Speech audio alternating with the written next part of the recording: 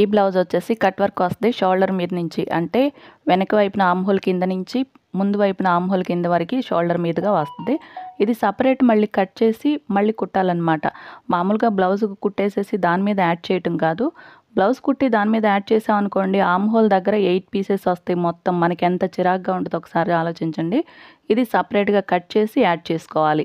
ఇలాంటి model blouse కుట్టడం కొంచెం కష్టమే, ఎందుకంటే 2 పీసులు కట్ చేసుకుని దేనికది కట్ చేసుకుని మళ్ళీ ఎక్కడా కూడా మిస్ అవ్వకుండా జాగ్రత్తగా యాడ్ చేసుకోవాల్సి ఉంటుంది. దీనికి షోల్డర్ దగ్గర కుట్టు అనేది రాదు.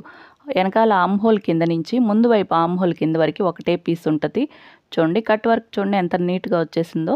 ఈ బ్లౌజ్ కటింగ్ స్టిచ్చింగ్ మన ఛానల్లో ఉంది, ఒకసారి చూసేయండి. ఇప్పుడు చెప్పాలనుకున్న విషయం ఏంటంటే ఇక్కడ నెక్ ప్లేస్లో ప్లెయిన్గా వచ్చింది. దీనికి బీడ్స్ కుడదామనుకున్నాను. ఆల్రెడీ ఫ్రంట్ సైడ్ కుట్టేశాను, చాలా బాగుంది కదా. అలాగే ఇప్పుడు బ్యాక్ సైడ్ కూడా కుడుతున్నాను. ఎలా కుట్టాలో ఇప్పుడు చూపిస్తాను. గోల్డ్ కలర్ బీడ్స్ కుడుతున్నాను కాబట్టి గోల్డ్ కలర్ దారం ఎక్కించుకోవాలి. ఫస్ట్ మాత్రం 3 బీడ్స్ ఎక్కించుకోవాలి. ఫస్ట్ ఒక్కసారే మూడు పూసలు ఎక్కించుకోవాలి. తర్వాత 2 ఎక్కించుకోవాల్సి ఉంటుంది.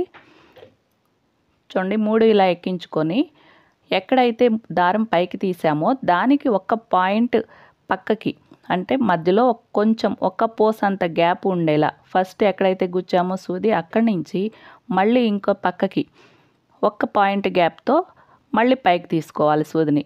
చూస్తున్నారు కదా ఎలా అయితే తీస్తున్నానో అలాగే తీసుకోవాలి. ఎక్కువ క్లాత్ని కూడా గుచ్చుకోకూడదు, ఎందుకంటే మళ్ళీ దారం బయటికి కనిపిస్తూ ఉంటుంది. అలా కనిపించకుండా ఉండాలంటే చాలా తక్కువ క్లాత్కే గుచ్చుకోవాలి. చూడండి పూసలు త్రికోణాకారంలో వచ్చినాయి కదా. దారం ఎక్కడ లూజ్ అనేది లేకుండా గట్టిగా లాక్కోవాలి. లాక్కున్న తర్వాత 3వ పూస నుంచి మళ్ళీ పూస కింద నుంచి మళ్ళీ పైకి ఇలా సూదిని తీసుకోవాలి. ఈ సూది తీసేటప్పుడు దారం చిక్కవకుండా చూసుకోవాలి.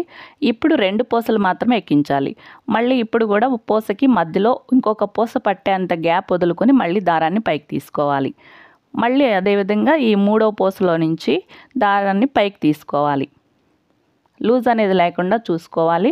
ఇలాగే మిగతా అన్ని కుట్టాలి. 2 పూసలు మాత్రమే ఎక్కించుకోవాలి. ఫస్ట్ మాత్రమే 3 పూసలు ఎక్కించుకోవాలి. తర్వాత అన్ని 2 కుచ్చుకోవాలి. చూడండి సగం కుట్టేశాను, చాలా బాగుంది కదా. కుట్టిన చోటికి కుట్టని చోటికి చూడండి ఇంకోవైపు ప్లెయిన్ ఉంది, ఇటువైపుకి ఇటు కుట్టిన చోటికి చాలా తేడా అనేది కనిపిస్తుంది కదా. మొత్తం ఇంకోవైపు కూడా కుట్టేశాను.